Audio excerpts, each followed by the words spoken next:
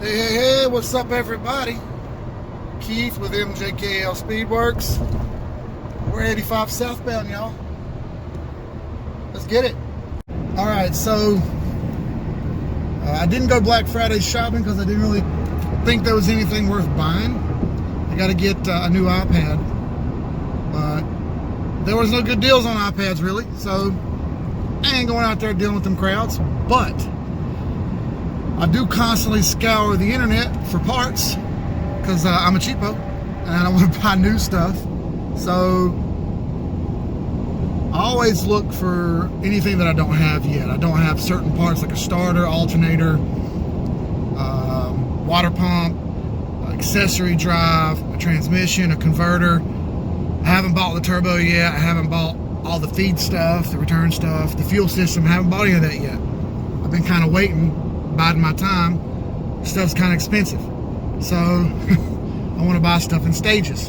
Well, I got on the internet this morning, or actually a couple days ago, not this morning. Got on a couple days ago and found a 400, turbo 400 that works, and it comes with a converter. Even though I'm not going to use it, it comes with a converter, which I thought was pretty cool, and I got a wicked good deal on it. 125 bucks. So we're currently on the way to get it. It's about an hour away. Guess what, folks? You want to save money on used parts, sometimes you got to drive a little bit. But hey, we got the old EcoBoost, 85 southbound, getting about 19.5 miles to the gallon right now. Do that in your Chevy truck. And we'll be there in a little bit. We'll get some pictures and videos of it when we get there. All right, well, off in the middle of nowhere here, Central South Carolina. That's not where I'm at. That's the fucking city, Central South Carolina. There's also a North South Carolina and a West South Carolina. There's probably a South somewhere, but North, West, and Central all kind of near each other. So, curveball. Anyway, I got the transmission on the back. It's out of a Buick Regal, 74 Buick Regal. I got the torque converter too. I'm gonna stop up here at the store and we'll get some pictures and video of it. Those dudes that want to be on video, I don't blame them, whatever. They're probably on probation or some shit. So I'll get some videos here in a second. Alright, y'all, stop at the QT real quick. Turbo 400. This is out of a Buick. By that cutout right there, you can tell. Sorry, I got shit in the back of the truck. It's nothing fancy, y'all. There's no yoke on the end yet. That's cool because it's going to change it anyway. Torque converter. Useless, but it came with it. There's no crazy amount of shaft play or anything. Just the normal amount. Just fine. He said it worked when it was in the car. Come out of a Buick Regal, like I said. So we'll get it back to the house and tear it apart and destroy it at some point in the near future. I'm gonna have to buy a little adapter plate probably to make it work, because apparently on BOP transmissions, which is what this is, a BOP 400, they don't have but 2 bolts that line up. So anyway, let's hit the road again. God, dude, that must suck being a heat and air guy at work on the day after Thanksgiving. Wonder what that's like. Yeah, so that was me for 15 years straight. But not this year. Bye. Right, folks. Transmission's back at the house. Just for shits and giggles, I stuck the old torque converter back in there with my 6.0 LQ4 flex plate. It bolts up to the stock converter like I already figured it would. I'm not going to use that stock converter. I'm going to order one off the Summit in a parts thing that I'll label on later. But I've already noticed a couple of clearance issues. I think I'm going to get a longer snout converter so this one doesn't slide back as far, but it actually hits the case on the side right here with this 168 tooth flywheel right there. I mean, it barely touches. I'll take the grinder and just grind on it just a little bit. It'll be fine. I mean, it's barely touching, whatever. So, small inconvenience. Other than that, transmission's back. I'm pretty happy about that. So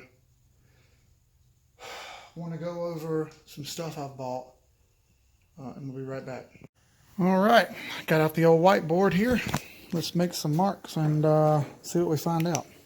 What do you say? So I'm about to show you guys, but I bought some stuff here. I'll write down. We already know we bought the caster camber plates. We'll do a spent section here. So caster camber plates I bought for $60 plus shipping, so it was right at 70 bucks. So we'll do caster camber.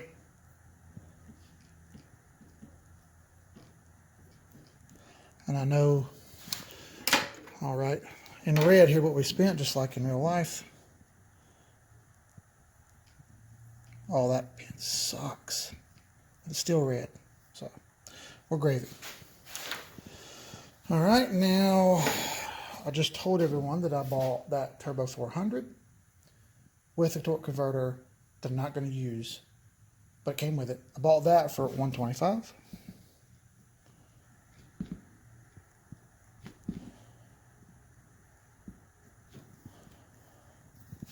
Alright, we'll do 125 here. Time for some new dry erase markers. These are garbage. Little kids kill them, man. Two little boys, dry erase markers never stood a fucking chance. Alright, something that I didn't show you guys was that I bought a cam the other day from a really cool guy named Doug, who in a previous video that I'll link up here, wrecked his car at the track. It was a really sweet Mustang. He was giving it hell. It wrecked. He wasn't too upset about it, dude. He was really cool about it. So anyway, he actually sells parts. And he had a cam for a customer. The customer ended up not doing it. So rather than throw it away or whatever, he put it online for sale, and I got it. So it's made by Tick Performance. So we'll do Tick Stage 2 Turbo Cam. Those cams are supposed to be $400. I did not pay $400. I paid $250. Man, this garbage marker right here, dude. Whatever. 250 bucks. What else have I bought, y'all? I can't think of anything else. I got a couple tools, but I don't really count that in the price of any of this. I bought some feeler gauges because we're going to be doing the ring gap and stuff. And of course, some things you're going to have is RTV. You don't have to have any thread locker, but I got some. I bought some assembly lube for the 6.0 when we start putting it back together. This is the feeler gauges that I bought. Maybe they're in here. Yep, feeler gauges from Harbor Freight. They go from 15 thousandths all the way up to 35 thousandths. Focus, just focus. There we go. 15 thousandths to 35 thousandths. We're going to be doing 25 and 28 on our ring gaps on the pistons. When we get to that, I'll show you that. Still waiting on the ball hone to get here because I ordered it at the time I ordered it. It sucked, but I had to wait on the mail to send it, and it's coming USPS, and you know, they're slow. Then we can hone this thing out. We'll give it a nice scuff on the cylinder walls. All right, once I get it scuffed, we're going to take all the accessories off. We're going to take the bearings out, and we're going to clean the shit out of this block. I'm talking about clean the shit out of it. I got multiple brushes, I've got multiple degreasers, cleaners, etc. And we'll clean it up and make it look nice and shiny. Probably hit all this with the wire wheel, all of it. And once we get it cleaned up, we'll tape it off and put a nice coat of paint on it. Because we got it off, you better do it while you can, right? So, got a lot of stuff coming up. All right, I haven't talked about the cam, but I'll show you that next. However, this is what I've bought lately, and I haven't spent any more money since, so let's draw a line here and stop.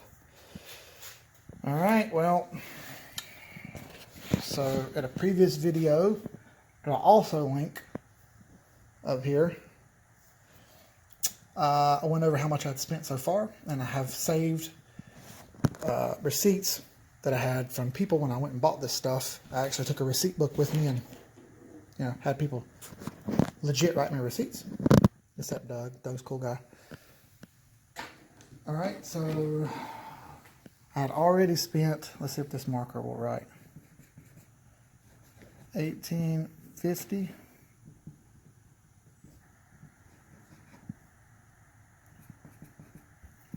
No, that's garbage. We're just gonna have to do it in black, y'all. Sorry. I'd already previously spent $18.50. Now we're gonna add up what I spent here, which is $375 plus 70. Board's moving around on me too.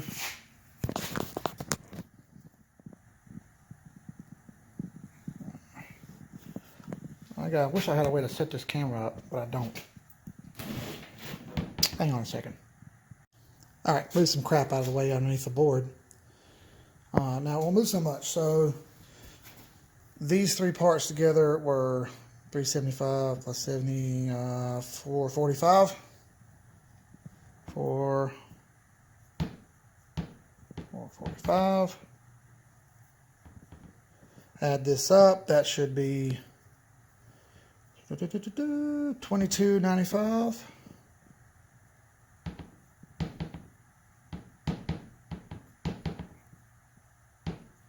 There you go, folks. So far, everything I've purchased, $2,295. Now, let's go over what it would have costed had I paid retail for everything.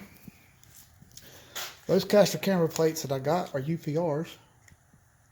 They're not the most expensive. They're actually fairly affordable, but they're still, depending on where you buy them from, about $130. Oh, this is blue, not green. What do you know about that?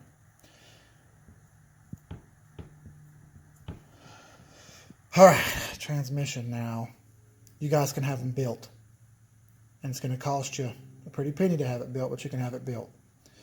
I'm not going to do that. I'm going to try to build this thing myself. Right? First transmission ever, building myself. But you know what? You got to learn some way. So I'm not sure what I'm going to have all in this together. You can find a good case anywhere from $50 to $400. A quote-unquote rebuildable core. So I got it from 125. Let's say 250 for a solid average. 250. That TIC Stage 2 Turbo Cam was supposed to be $400. That's what you pay for off of TIC's website. $650, $750, $785. It should have been $785. I paid $445. I don't have to tell you guys that I saved $340 simply by taking my time, not rushing to buy things brand new online. $340 might not be a lot to some of y'all, but I'm telling you, $340 is a lot of money to me. 2 little boys, a girlfriend, bills, life. So $340 is a lot of money to me. I can spend that $340 on that transmission that I put on the shelf back there's rebuild kit, and $340 to go toward the full reverse manual valve body that I found online that I'm going to buy. That I do have to buy new because I still have not bought any new parts, guys. All this stuff has been used or online or whatever. I still haven't bought anything new. And I feel pretty damn proud of myself about that. So there we go. $22.95. 340 saved. Add that to what we already saved. I don't even know, dude. I think it was like 3,600 and something. So, you know, right about $4,000 I would have spent. Jeez, I've saved $1,705. That's fucking great, guys. That's a lot of money. All right, let me get this cam off the shelf and we'll talk about it for a second. All right, I'll go over these numbers a little bit with y'all. It can seem a little confusing. Once you do this a little bit, you'll kind of get the hang of it though. So, got all these listed here of lift and duration for the exhaust and the intake valves, and the LSA, which is the lobe separation angle, for each cam. All right, stock LQ4, which I've got sitting on the shelf right here. That was all beat to shit that I showed you in a previous video. I'll go over these specs on it. Exhaust lift was 190. Exhaust duration was 191. This is thousandths. All right, intake lift was 466, 457 duration on the intake valve. So that's 191 thousandths compressed. Stays compressed for 191 thousandths. And then the intake compresses 466 thousandths and stays compressed for 457 thousandths before it comes back up, before each one of those come back up. Lobe separation angle of 114 is the amount of angle and time it stays open. All right, 114. This matters. It changes drivability a little bit. You don't want to get this number too far out of whack. You can change it by lowering it or raising it, and it changes the characteristics of the cam. You can look up more about this. It gets really super complicated, and this is why people say you degree your cam on your engine. Each cam needs to be degreed. Well, I'm kind of cheating here and using other people's formulas because this has already been figured out several times over. All right, guys, they've already done this on dozens and dozens and dozens of other setups, and I'm probably being modest with that. It's probably hundreds and hundreds and thousands and thousands. So anyway, the tick cam that I bought is 219 on the exhaust of lift, 223 thousandths separate duration. So we're lifting higher than the stock cam, and we're staying lifted longer. Intake 617, 595. That's a massive jump from stock, y'all. 466, 457. Tick advertises that you'll gain between 60 and 70 horsepower simply on the cam swap without any turbo. And as you add boost, you add exponentially more power up to a certain level. Once your lobe separation angle hits, it hits, and that's as far as you're going to get with it before you start floating valves and other stuff. All right, so an LSA of 114 plus 3, you can go 3 degrees farther. All right. A lot of people use the sloppy stage 2 cam, which is what I was originally going to use because of price, and it's already been done before. Well, if I didn't find this tick cam as cheap as I did, this was the cam I was going to get. 228 lift on the exhaust, 230 thousandths stays open. Same thing with the intake. You see it's 585, 585. Matched pretty well. Doesn't really matter. Just know it's much bigger than stock. Some of you guys are going to say, well, gosh, I run a 700 thousandths lift on my cam. Well, that's naturally aspirated or nitrous. It's totally different than turbo. Totally different. There's characteristics that have already been figured out here. You just got to follow the steps and not break the rules, all right? You can push it, but you're going to have to do different internal changes and different setups for different things. Just telling you my setup and what I think is going to work here. Also important to note that LS engines will float these valves because the valve springs are a little weak with anything this high of a lift. All right, so you're going to have to buy different springs. Pack 12 18 springs are 660 max lift. They'll work just fine. You can get a set of Pack 12 springs for 220 bucks. I've already inquired about springs. I got to buy them before we finish everything. Most likely that'll be what I buy next because I've already got the cam. I still need lifters. If you remember in the other video, y'all, these lifters are trash. They're all beat up from that cam having those lobes with the knots and dings on them. Kind of sucked, right? So I also got to buy lifters. I've already priced Mirel lifters. There's something else I'm going to have to buy new. About 130 bucks. So live and learn, dude. I got a good deal on the motor, but it turns out the lifters were a little eat up. It's all good. We're going to put better lifters in it, right? Just a little bit better than stock. So hope everyone understands what I did here. If you don't understand, I implore you to do a little bit of research. All this stuff can be found fairly simply if you just use your brain, go through some forums, take your time, don't get frustrated. It's all there. What else, y'all? I think that's about it. I think we can wrap this video up. Right, y'all. Hopefully this video was informative for you guys. You understand what I'm trying to tell you here. If not, take your time, do some research just like I did, all right? It's all there. You can do it. got some parts. We're going to get to work soon. Ball home gets here tomorrow. We'll start tearing back into the motor a little bit more, do a little bit more work. Till then, guys, like, comment, subscribe, share, please, please. I got a couple more subscribers. I appreciate it, guys. We're up to 25 now. Right? Pretty lame. Anyway, here's a couple videos for you guys to watch. Enjoy. Go back to the series and see what you can see. And we'll see you next time. Peace.